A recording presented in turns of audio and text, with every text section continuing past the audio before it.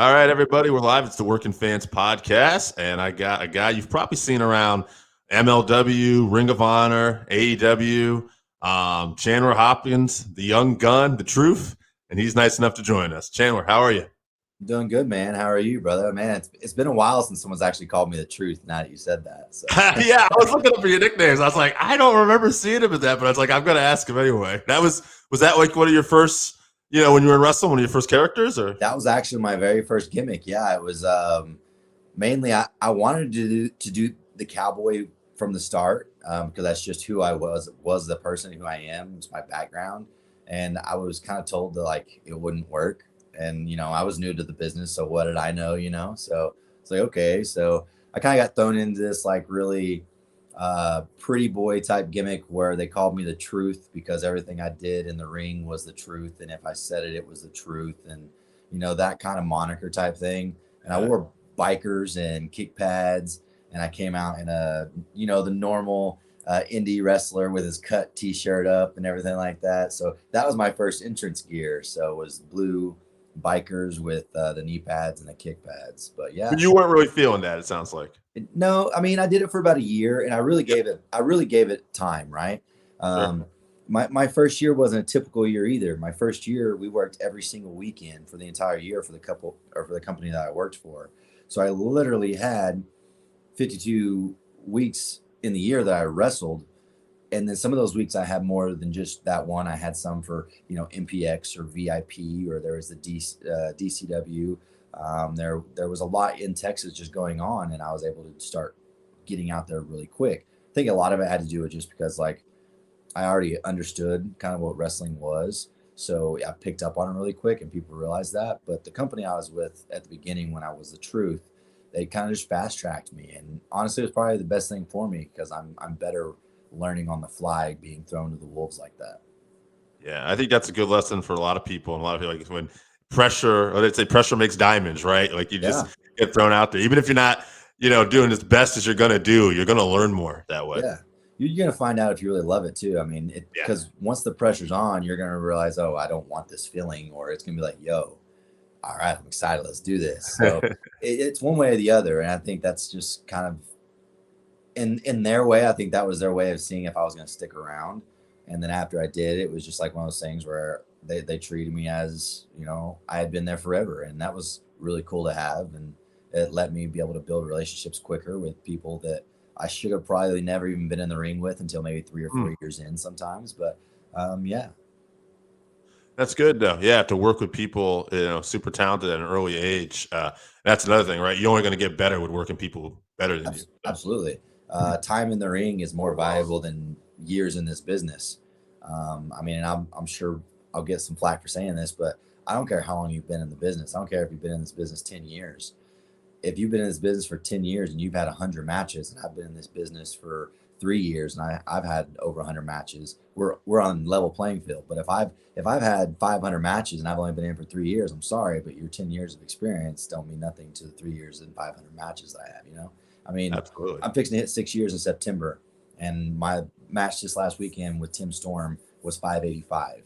And I'm going to tell you right now, my 5 years, almost 6 years, and almost 600 matches is way more experience than someone who's 10 years and 100 years in the business, or 100 matches in the business. I'm sorry. Oh, that's so good to hear you say. And it's funny, you jogged something in my memory. It was actually Tim Storm who talked about this. I think it was on an NWA 10 Pounds of Gold episode, or maybe it was another podcast, but he basically said working with Nick Aldis, that Nick took the lead in the beginning. And he said that Nick basically approached him and said that, look, he said, I think I should do the lead. It's not your fault. You have more experience than me. But at a young age, I was already working with guys like Sting, Kurt Angle, and Tim was like, he was right. And I did. And I think that says volumes about Tim, right? Because he's able to step back and go, hey, in this particular station, this guy can lead. So it's funny to, hear you say that. That sounds, that's great advice for people to take there. And that's Tim to a like heart. Like that's just Tim. Like Tim is such a good guy. Like we got there this weekend, and he was one of the first like vets that started really mentoring me when I went to Texoma Pro. And I got to Texoma Pro maybe, I don't know, 7-8 months into my career. James Beard had brought me over there, and I was getting to work with Tim and APOC and Charlie Haas was in and out, and then there was Jerome Daniels, and all these guys that were in the area that was really popular, plus some that had been and done that. So I was able to really pick Tim's brain from an early stage, and he's just become one of those guys in my circle that I can know if I call him and I say, hey, I need this, or hey, what do you think about this? He's going to give me his honest opinion. He's going to do whatever he can. And that's kind of how he approached it this weekend too. Like, I came to him and I knew what kind of match we wanted to have, and we wanted to have an old school NWA tell a good story match. So I came to him and I was like, hey, this is the idea I have. I was like, just hear me out. If you don't like it, cool. Tell me what you got. So I went up to him and kind of told him how I was thinking about the match being and what we could do. And he was like, it's all you, kid. You take lead. Like, he is okay with doing that. He doesn't mind, because he knows he doesn't always have the best ideas. And, two brains are better than one. Yeah. I mean, just because you have something that works doesn't mean something else can't work. And that was kind of where we were at today, or last weekend, is we did something completely different in our, babyface versus babyface match that I hadn't seen. And I just got the idea from a friend of mine, and Magnificent Malico, actually, if y'all know who that is. And he had kind of pointed out that this kind of match that we did was not really something that he'd ever seen done. And I started thinking about it. I was like, wait, never have I. And we basically were just, who could be the better babyface? Like, it wasn't about moves, though. It was about who could get over faster with the fans and being a babyface. And it was funny to see that teeter-totter go back and forth with them as we did it. And we didn't touch each other for about 6 minutes. Whoa. And the fans were already popping and having a good time and laughing. And we knew at that point, it didn't matter what we did wrestling-wise. We had already done our job. Like, they're happy, they're fun, cool, let's give them a cool little match now. And then we played off that the entire time, throughout the entire time of the match. We just one-upped each other now in wrestling and still being good. Like, there was a part where I gave him some chain stuff. I gave him an arm drag. I nipped up. I ran out to the crowd, and I picked up a kid that was sitting front row. I told his dad to pick his camera up, and I took a picture right there in the middle of the match with the kid, and the fans freaking loved it.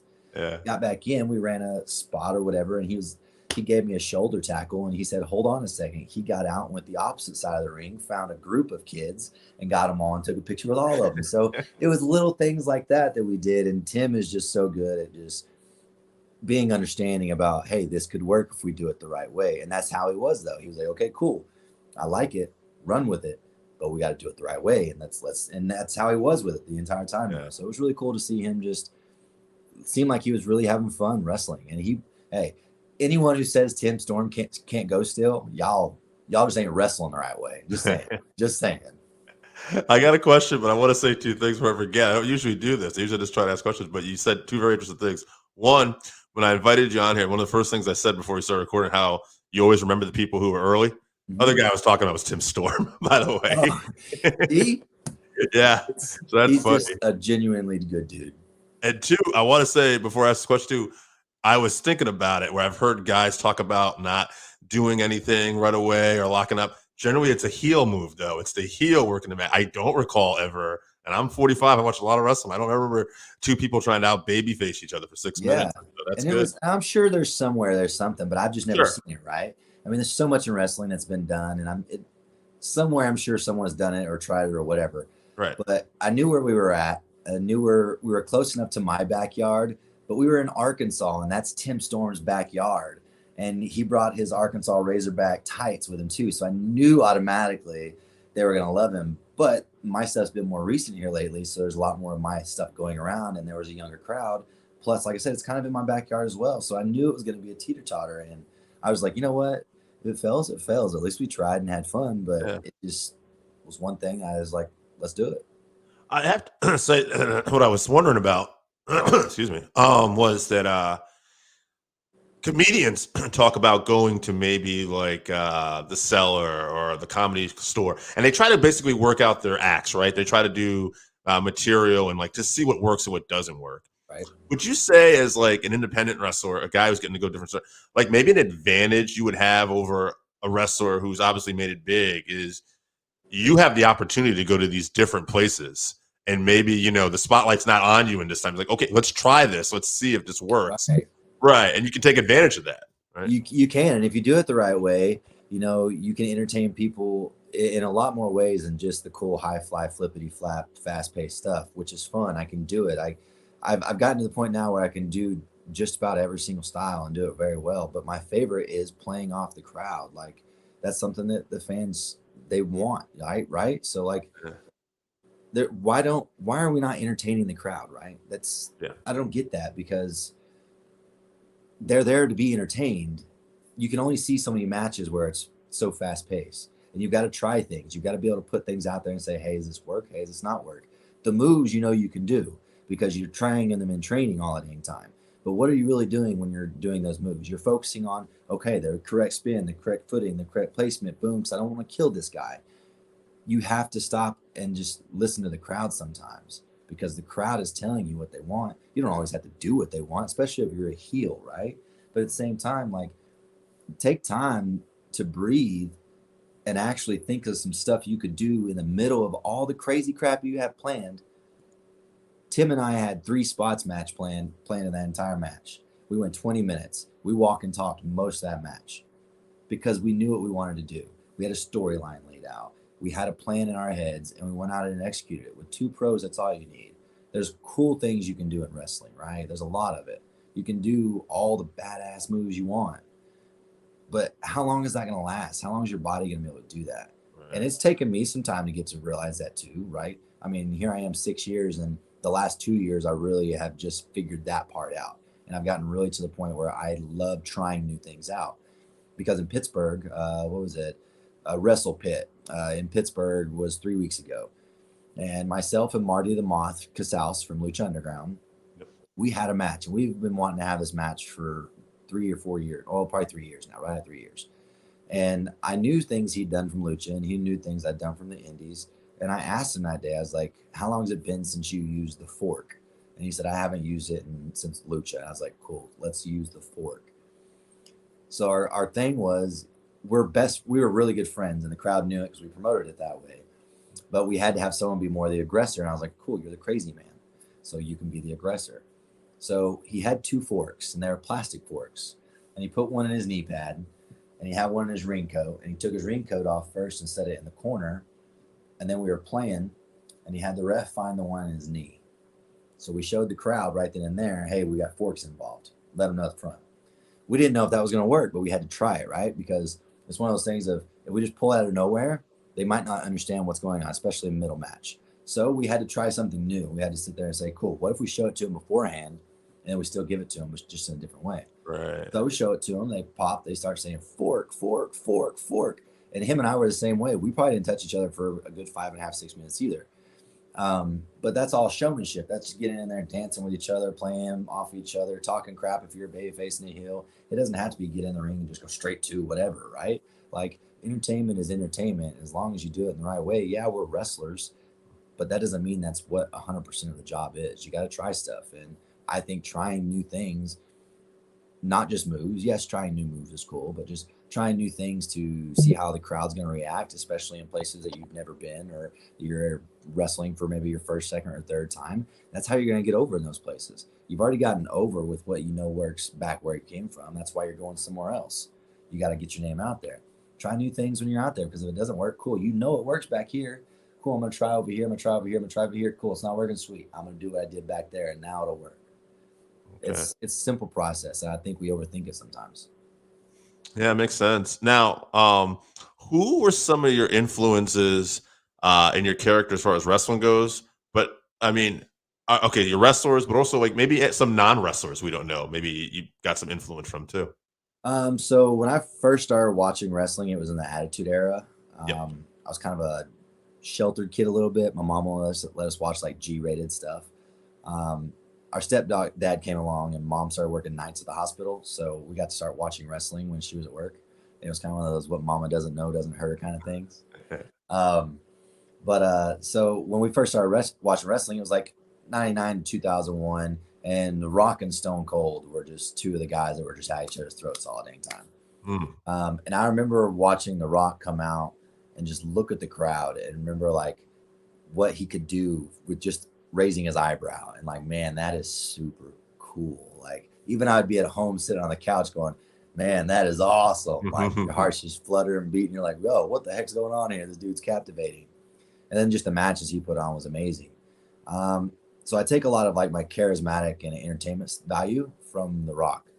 But I think the other person that really has molded my character, not think I know, is Shawn Michaels, because I love to sell. It's I love to be the superhero that gets his butt kicked just to come out at the end. Like there's no better feeling, and there's people can relate to that a lot. Like it takes a lot of hard work to finally get to where you want to be at in life sometimes. Same way you can treat a wrestling match. It takes a lot of hard work, and sometimes you get beat down, but hey, if you keep pushing, you can win at the end. So um, it's one of those things where those two people really put me where I'm at as a wrestler, because I wanted to be charismatic, funny, entertaining, be able to dance and goof off with the crowd, but also be able to just be really focused when I had to. But I also wanted to be the guy that made things look good for the person I was wrestling, because we all know this is a two-way dance more times than none. I mean, sometimes you got 6 people in a ring, 7 people in a ring, so you kind of really have to rely on a lot of other people too. It's just one of those things where it's my favorite part, and I don't know why. The moves are cool. Yeah, I like hitting people. Yeah, I like winning and giving moves. But at the same time, like, I don't know, there's just something about taking a bump and being able to show the pain, because it does hurt, but being able to amplify it in a fact to where the fans really zone into you and like, oh man, like, is he okay? I love those moments. Like if I can get the fans to really come to the edge of their seat, and by the time I know that the end of the match is coming up, I can look out in the crowd and see people leaning forward instead of like, oh, right here playing on their phone. Like now I'm like, all right, cool. I did my job. Let's go home. Let's do this. So, I don't know. Just those two probably, Stone Cold Yeah, and those Shawn. are Oh, not not bad. I'm sorry, Rock and Shawn. Stone Yeah, Cold probably did too. Like yeah. I just the aggression side I have. I Mhm. watched a lot of Stone Cold, so I could see his aggression, but how he did it as like a good and bad guy. So he probably had a lot of influence more than I realized. But The Rock and Shawn Michaels for sure. Just watched this morning. I get up at like 2 in the morning for work, and somebody loaded on Twitter that Attitude Era. It was Rock versus Austin video package leading to WrestleMania with the Limp Bizkit. Yes. And it's funny you said the looks, because I'm watching it this morning. Just the looks they're giving each other, where they're smacking the beer out of each other's hand, and there's a Yeah. pause at the right moment. They're It's like, telling a story with just a look, and that's we for some reason wrestling's been conditioned to where we're only telling stories with moves. Like there's so many aspects of wrestling that's an entertainment that you can tell a story with. Like it's like you said, simple looks. Like yeah. you did not just slap that out of my hand. Bullshit. Like, oh yeah, well I'm gonna do it again. Like the looks tell a lot, and people don't do it anymore.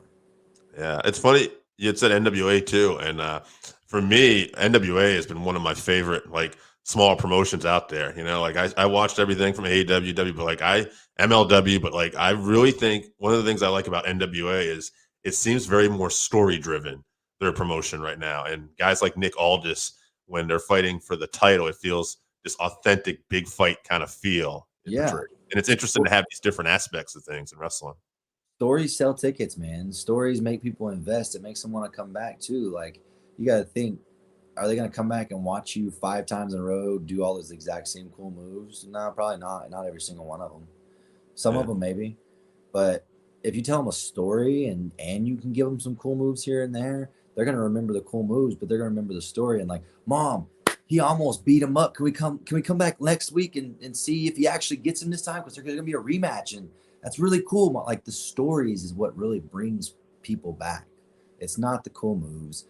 It can be the generosity of wrestlers, because there's some really nice wrestlers out there, and that's one thing on the indies that you have the advantage on. You get to meet and greet and actually talk to the people, right? So the person and individual themselves, can have a big aspect on whether people come back as well. But it's more than likely it's not going to be for the cool move you did, because they've seen you do it 5, 10, 15, 100 times already. They want to know, man, are you going to be able to beat this guy and actually dethrone him and win the titles? Like that's what they want to know. Let's see it happen. Cool. Oh, he lost. Get him next time, man. I'll be here to cheer you on too. Like Mm. that's where it's at.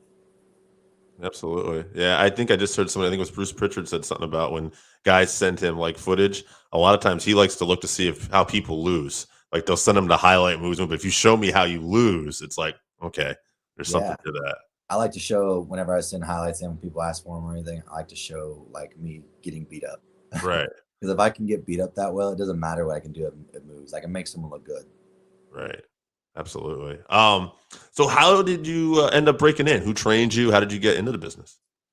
So I had actually gone to a show in Oklahoma City at the Chesapeake Arena with a friend who had tickets to WWE, and they didn't know I was a wrestling fan. They just had extra tickets and asked me if I'd want to go. So I went.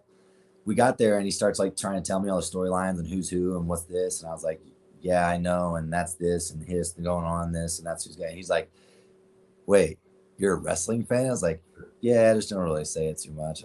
I enjoy it in my spare time." And he was like, "Have you ever been to an indie show?" And I was, "What the hell's an indie show?" Because at that Mm, time, all I knew was WWE and New Japan, TNA, ROH. Like I knew them as TV companies. right. I didn't know what an indie show was, and he was like, "Okay, you got to come to an indie show with me." And he started telling me about what it was and how it was like where you get to see the younger talent that's coming up through the ranks actually start and grow and meet them before they get famous and stuff or whatever.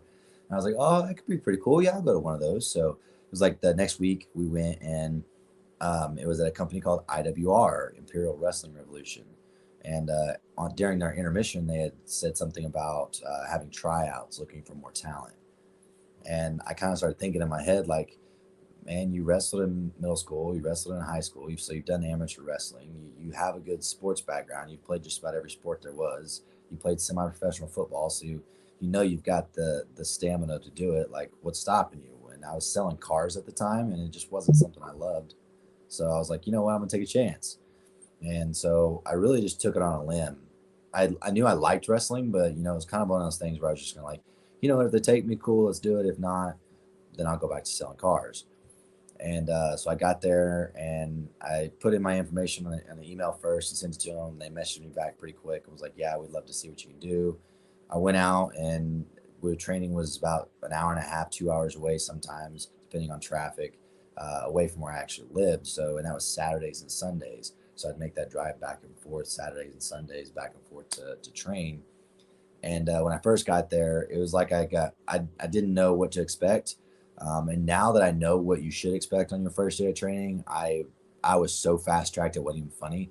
The first day I got there Mm, and they had me run the ropes. They showed me back bumps, flip bumps, parachute bumps, face bumps. They showed me all the bumps. And then they started doing big moves on me, suplexes, power bombs, like wow. everything this very first day. And Wow. the owner looks at me at the end, right before training's about to be over, and he's like, "Okay, cool." He's like, "So how you feeling?" I was like, "Well, I mean, I'm a little sore, but it's not that bad." And he's like, "Something you think you want to do?" And I was like, "Actually, yeah, I had a lot of fun today, and it really like made me just miss the competitive spirit." And he was like, "All right, cool." He was like, "You're gonna have a 7 minute match right now." And I was like, "What?" He's like, "Yeah, you're gonna have a 7 minute match." And he pulled out his champion at the time, and it was Montego Sika. And he was like, "You and him, 7 minutes, let's go." So Montego and I did our thing. We get in there and wrestle for 7 minutes, and I'm literally just following this guy's, every word he's saying to me. And after the match was over, he he looked at me and he goes, "Cool, we'll take it." And I was like, "Oh." So here it goes. And 3 months later, I was in my very first match, and it just took off, man. I told myself that if I was actually going to do it, if I was going to spend that much time getting trained, making all the time traveling, spending all that extra money driving to and from, that I was going to give it everything I had. And, this was going to be something that I really put in the work for.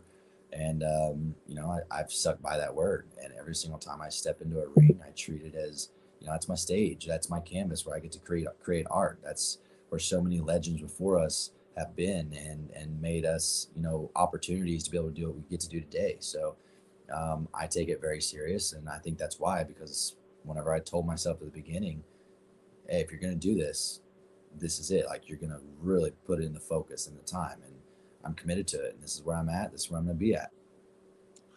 How did you end up making the connection with AEW then? So over the years, I've been fortunate enough to make colleagues and friends that are in higher spots, of course. And Lance Archer is a really good buddy of mine. Love him to death. And he had put in a word early for me, and I didn't know it. And the next person that I put in a word for me was Thunder Rosa, and she's like one of my big sisters. She's helped me out so much in the wrestling business and pointing me in the right direction. So when I found out that those two had put in words for me, I was like, oh, okay, awesome, cool. So I was expecting something a little earlier. Um, it wasn't until Brian Cage put in the word for me that AEW was like, okay, that's three of our top talents saying, bring this kid in. So bring him in. And so I got to get there, and I didn't know what I was doing until they had posted the match card. And it was me and Joey Janela on Elevation. And they were giving me a full match, not just some squash match. And I was like, oh, wait, they're really going to take a look at me. This is not just a, hey, kid, go out there and take your butt kicking and come back and get a payday and hang out with the boys. Like, it was, all right, cool. You got here. You've got the word put in. Let's see what you got. And thank you, Joey Janela, because that was the first time we'd ever met. And honestly, thank you, Sonny Kiss, too, because Sonny Kiss had told Joey at the time they were tag teaming together, and Sonny had been following me for a couple of years at that point. And Sonny had actually told Joey, hey, this kid is really good. So Joey showed up like he knew me, and he let me put in my stuff where I wanted it, and he gave me a lot. And it was one of those things where he kind of knew what was going on as well. So they gave me a full-fledged on match, and afterwards when I came back, they were like, yeah, you're good. And I gained a lot of respect with the locker room. And I mean, I'm not signed yet, but they keep bringing me back, and I'm there a lot. Yeah. And I've made a lot of good colleagues and connections there, and some even friends. And if it never comes to fruition where I get signed with AEW at this moment, it just wasn't my time. Wasn't the point where I was supposed to go. Maybe it's Impact, maybe it's MLW, maybe it's New Japan. Who knows? Maybe WWE calls one day. But AEW is where I'd like to be. It's where I'd love to be. I am comfortable there, but sometimes you don't put on your best work when you're comfortable either. So who knows? AEW's been fun. I got there because of some good recommendations, and I keep going back because I put in the time and the effort there for them, and they understand that and they see it. Was this fresh my memory too? Did they have a small amount of fans yet, or was this still when a lot of the wrestlers were around? No. So when I wrestled Joey Janela, I wrestled Joey. There may have been like 10 wrestlers out ringside, but we wrestled at about 1:00 in the morning. Right. Yeah, because it was for tapings. So right, they're doing that after Dynamite at the time. Yeah. Yep. So what an interesting time, and what another way to kind of learn another skill, I guess. Yeah, it's definitely different. So it was weird because it's not weird. It's actually kind of cool to be able to be there before when the wrestlers were out in the crowd and we were cheering and amping up and everything with the empty show arenas. And then now to be there whenever we're wrestling in front of thousands of people all the time now, it's one of those things where it's really cool to see the journey of how it happened. And I really have to sit back and be thankful for it, because the pandemic did do a lot of bad stuff for a lot of people. Right. And, I hate that 100%. But it did some good things for some people as well, because without the pandemic, a lot of the extras that are at AEW and a lot of people that are currently signed wouldn't have gotten that shot, because AEW opened up that door to where they were going to sit there and give every indie wrestler they could a shot and see what they could do. But at the same time, they had a brilliant idea to use us to help make the show better, like fans wise, is what I'm saying. So it gave a lot of us an opportunity. And honestly, without the pandemic happening and getting that opportunity to go in as a dark extra, I probably wouldn't be working for them right now, and my career wouldn't possibly not be as on a rise as it is. So it's kind of cool to see that journey. Yeah, absolutely. And you get exposure no matter what. So yeah. I'm sure more independent promoters are probably, once we started getting people, we're probably knocking down your door a little more too. Yeah, and it's one of those things that once they see you on there more and more and more, they realize that AEW values you and realizes that you can do your job. So now it's more promoters around. They're going, okay, cool. If they can do it, and they're a live big TV company, cool. Now we can trust a little bit more to bring him in on our side and see what he can do. And, if 1 or 2 times he comes in, we don't like it, cool. We don't have to bring him back. It's one of those things, but you get a lot more opportunities. And I'm all about making the most of my opportunities. If someone brings me in, I'm gonna do everything I can to impress them. And that's my job, is yes, to impress the owner or promoter, the booker, whoever's doing it, but at the same time, show them that I can entertain a crowd too. And that's one thing that I think once I come to a promotion that I have a lot of um, knowledge about is just how to entertain the crowd. I think that's one thing that stands out about me. Cool, I can wrestle, yeah, and I'm told all the time that I'm smooth, but those things just come with footwork, and I've had footwork for years because of the sports.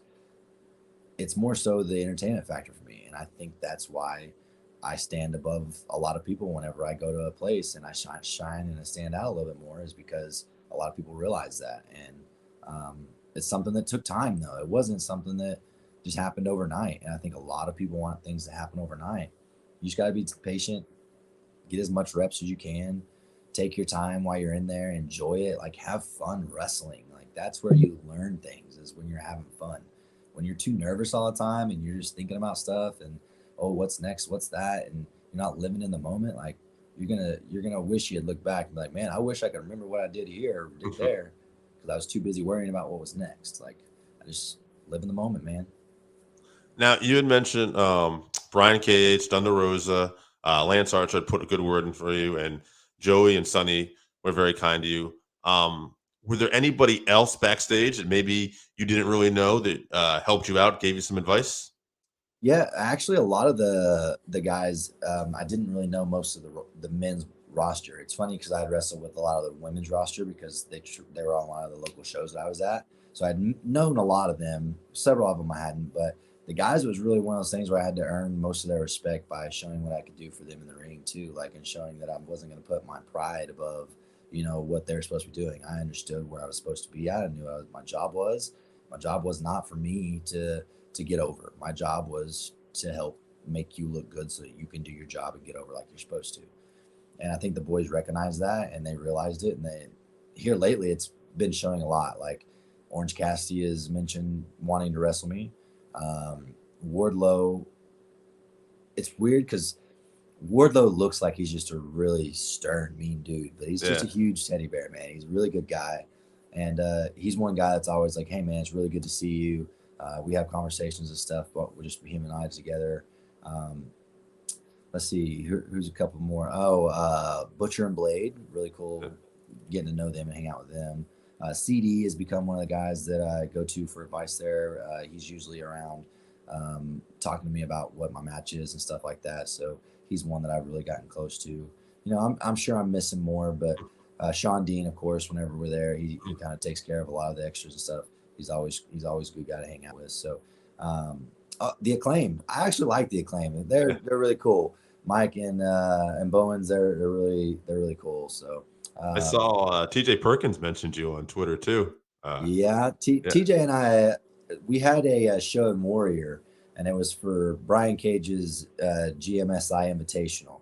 So he got to pick everybody he wanted in this big invitational, and whoever won had like a medallion. They got to go and challenge whatever champion they wanted. So in this one match, it's Brian Cage, me, TJP, Dante Martin, Alan Angels 5, Mm. and Casey Navarro. I think I'm missing somebody. Still have No, there's talent. 6 of us, Yeah. but it was us, right? So we had this fast-paced, really fun match, and after me and TJ did our spots with each other. So afterwards, TJ was really kind of like thanking me, hey, thanks for taking care of me. I appreciate it. You were really smooth. This was awesome. And then we worked again down in South Texas. And after working in South Texas, it was one of those things where TJ and I just really click. We get along, and um, MLW's got that open door, Right. and they're going to be in Dallas. I wrestled for MLW before. I wrestled low key for them, um, which was an amazing match. I had a great time at MLW. But Dallas on what is that, April 1st, MLW comes back and he's laid out a challenge. And for him to actually tag me and comment to Mm. me that was the guy he wanted was really cool, Yeah. because him and I want a one-on-one bad. And why wouldn't I want that, right? Yes, I expect him to be way better than I am. He is literally the greatest middleweight to ever be in the game. He's won every middleweight championship that you can think of, except for the MLW and what?